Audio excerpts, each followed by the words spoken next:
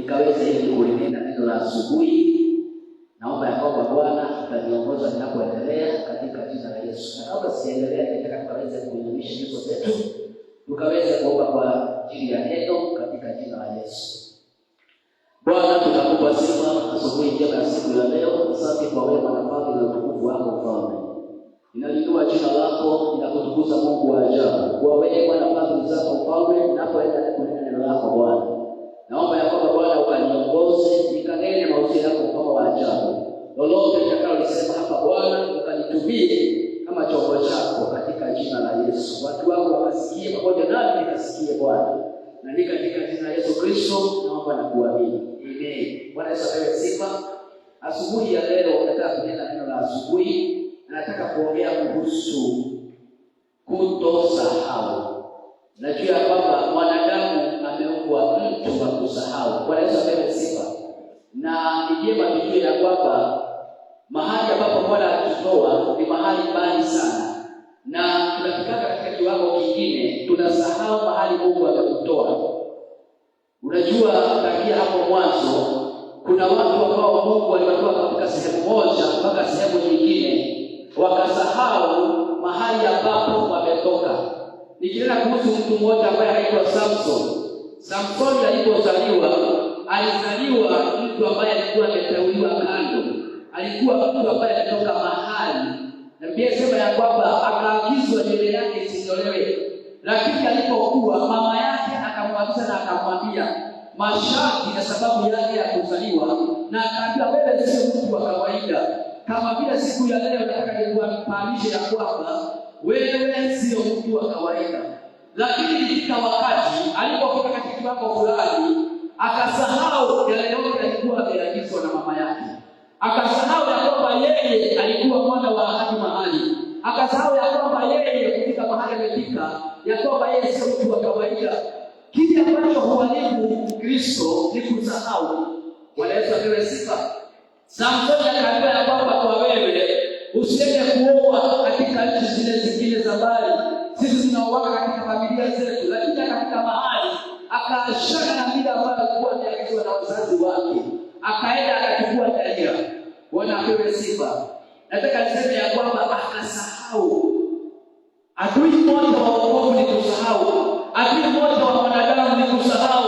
Unakumbuka Adamu na Eva walipowekwa katika shamba la Edeni, wakaambiwa ya kwamba nimewaweka hapa, mkaendelee na mkalinde hawa wanyama wote, mkakuwe kiongozi katika shamba hili. Lakini katika kiwango wakasahau ya kwamba Bwana aliwaambia ya kwamba mti ulio katikati ndani ya shamba msiule. Wakasahau. Makelika leo mwana ya roho sho. Bwana Yesu apewe sifa. Wakasahau vile walikuwa wameambiwa, wakapuuza vile walikuwa wameambiwa. Nao sababu ikakuja akaingia katika mateso. Nami siku ya leo nitakuja kuambia kwamba umetolewa mbali, nimetolewa mbali. Ni vyema nisisahau mahali Bwana amenitoa. Ni vyema nisisahau mahali Mungu amenitoa. Nikisoma katika kitabu cha Mwanzo cha Exodus ambayo ndio Kutoka, kuingia katika kitabu cha Kutoka 20 na mstari wa kwanza. Kitabu cha Kutoka alisema kwa yale nangekueleza hapa 20 na mstari wa kwanza. Exodus 20:1. Nikisoma kidogo ya Kikuyu ni tafsiri kidogo, nasema ya kwamba na Ngai akiaja mohoro maya mothe akiuga atiri. Hii sauti ya Bwana nasema ya kwamba akanena maneno haya yote, akasema ya kwamba hii sauti ya Bwana anasema ya kwamba akanena maneno haya akasema hivi. Bwana Yesu apewe sifa. Namba 2 nasema ya kwamba niende Jehova Ngai wangu wale wako kwa Misri nyumba ile ya ukoo, ya kwamba mimi ndiye Jehova Mungu wako aliyekutoa katika nchi ya utumwa. Mungu anasema ya kwamba akanena, na pia anasema ya kwamba kumbuka ya kwamba mimi ndiye nchi ya utumwa. Mungu anawakumbusha na kukumbuka hivi. Alijua kwamba anaweza sahau. Ni atakayeka hapo ndio wao katika kiwango wa sahau. Anawaambia na kujua hivi. Ya kwamba mimi ni Mungu. Namba 2 ambaye aliyewatoa katika nchi ya utumwa. Kwa sababu walitolewa lakini wanafika mahali wakaenda sahau. Kuna wakati tunataka katika kiwango fulani tunasahau mahali ama matendo Bwana amekufanyia. Anasema ya kwamba kidogo tu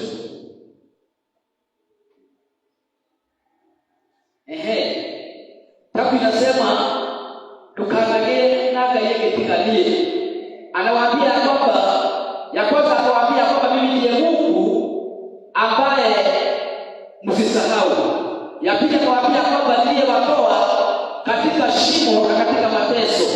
Tabu inasema ya kwamba msiwe na Mungu mwingine isipokuwa mimi.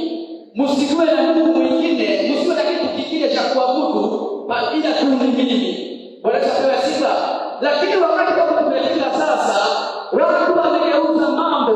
Wamekuwa na mambo mengine ambao wameweka mbele zaidi ya Mungu. Kuna mambo tumeweka mbele zaidi ya neno la Bwana.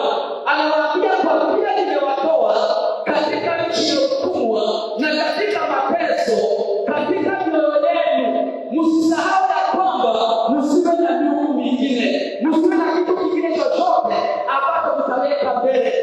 Bwana apewe sifa. Ukiangalia kama siku hii ya Sunday, watu wengi wakuti kanisani. Ukiuliza mwingine anasema ya kwamba mambo yangu ilikuwa inazaa. Nikasema acha nikae ili damu asikufe. Ukiuliza mwingine akwambia kwamba jana nilichoka sana. Kuna mshirika mmoja wa pale kwetu Shabata na asisikie nikiwa hapa akaniambia kwamba hiyo wiki nimekuwa busy sana. Sasa nilijaribu kuamka nikasikia nimechoka sana. Nimeamka saa 6. Hiyo ndio kikwazo moja ya kusema akia kwamba hiyo wiki nilikuwa busy sana. Kwa hivyo kuweza kukuja kanisani. Nikasikia niliamka saa 5 siku ya Sunday. Kuna mambo mengine ameweka mbele zaidi ya Mungu. Analeta kazi zake kama miungu mingine ya kuabudu. Anasema kwamba nimechoka sana. Kwa hivyo wakati wa kupumzika anaona kwamba ni siku ya Sunday. Anaona kwamba siku ambayo ni siku ambayo anafanya jambo lolote siku ya Sunday. Unakuta kama wengine siku yao ya kufua nguo ni siku ya Jumapili. Saa 5 anaweka nguo hizo kutoka saa 3 na atakuja kanisani anamaliza saa 5, kanisani anakuja saa 6.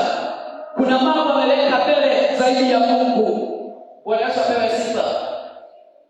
Unakuja kwamba siku ya ushirika, watu wengi wamepuuza kwenda ushirika. Kuna mambo ameweka mbele, watu wafanya kama miungu. Na mtule jambo moja. Biblia inasema ya kwamba seek ye first the kingdom of God. Kwa hiyo chochote ambacho unaweka mbele zaidi ya Mungu, hiyo ndio unaabudu. Kile yote ukira gayo wako kana ujama unataka kwa mambo kugatira gai kile ndio kugaga. Hicho ndicho unachoabudu. Biblia inasema ya kwamba seek ye first, takuteni kwanza ufalme wa Mungu na haya mengine yote mtaongezewa. Mwaka ni roho. Na nilipokuwa siku hii ya leo, watu na Wakristo sana tumeingia katika hali ya kusumbuka na kuteseka.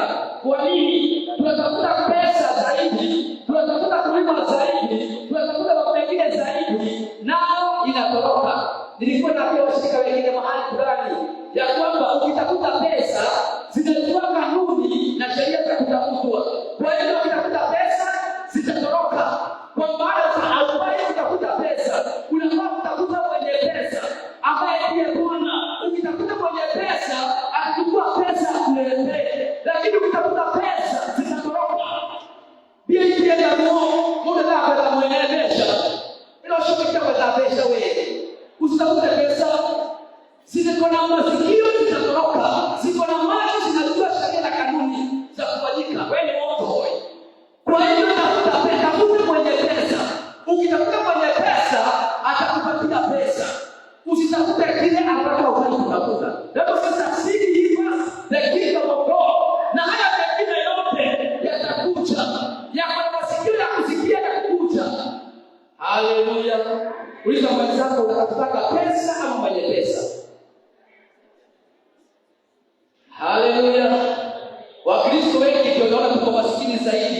Kwa maana ukiuliza Mungu uko wapi, eka ukaungende akamwambia pesha na katika na wewe shile mambo yote.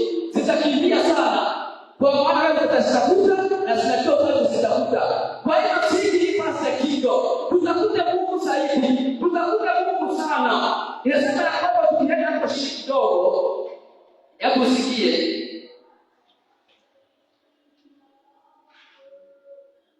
Salimia mwenzako mwambie sisi fast kido. Ile kasema ya kwamba tukaleta keleka ya mihano mwishoshia kana kuhekana wake to ogyote gego kote kana kwa hebu tusome kana tukanashina mbele kana ohitukatire niko koroni Jehova ngai wangu ndekai wewe asema ya kwamba usiweke kitu kingine chochote mbele yako ukifanya kama Mungu, na nimekuambia chochote ambacho unaleta mbele yako hiyo ni miungu unaabudu.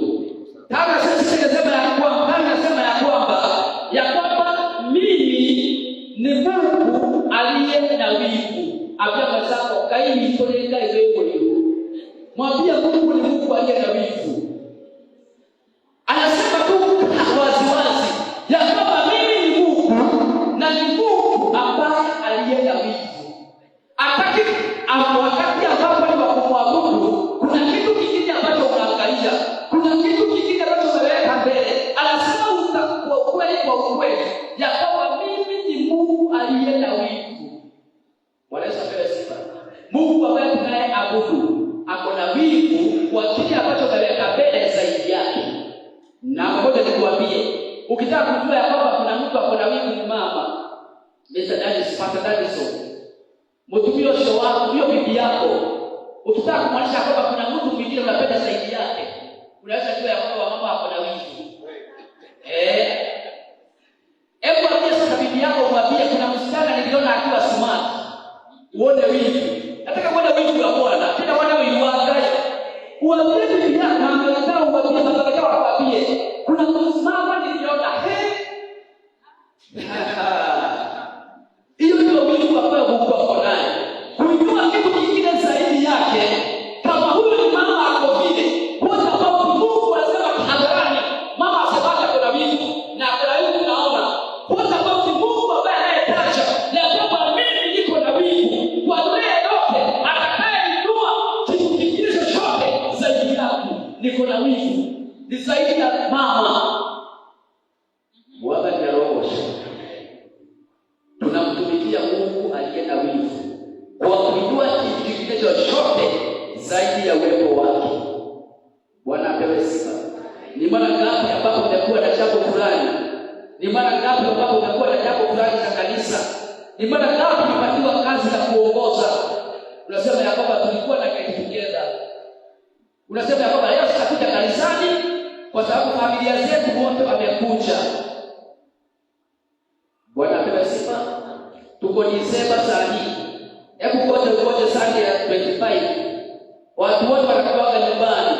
Hakuna mtu ambaye anaweka Mungu mbele. Kila mtu anasema ya kwamba nini anaangalia yeye mwenyewe itakuwa. Wakati walikuwa wamejaa nyumbani, nilikuwa napika. Nilikuwa na majukumu yote. Hakuna shida.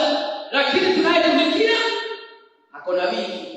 Na ndio naona ya kwamba tukianza Januari kwa sababu ya manusu ya Disemba 25 vile Mungu alisikia wingu kuanzia Januari kuendelea, naye anakuwa na wingu na kile ambacho tunatafuta. Kwa sababu tumalizia mwaka alisikia wingu. Najua kama vile nimewaambia, mama akijua ya kwamba kuna mtu anapenda zaidi yake, kuna kunyamaza. Lazima kuwepo kideo. Sidio?